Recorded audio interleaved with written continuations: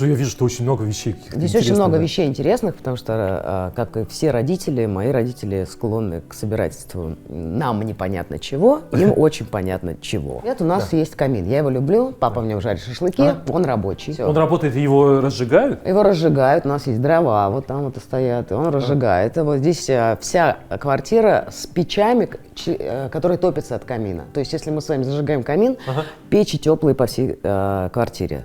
На интерьер мне просто дорог, и это мое родное. То есть это такое, вот как старый альбом с фотографиями открываешь, и то же самое, ты открываю дверь, все, посмотрел, успокоился, уехал.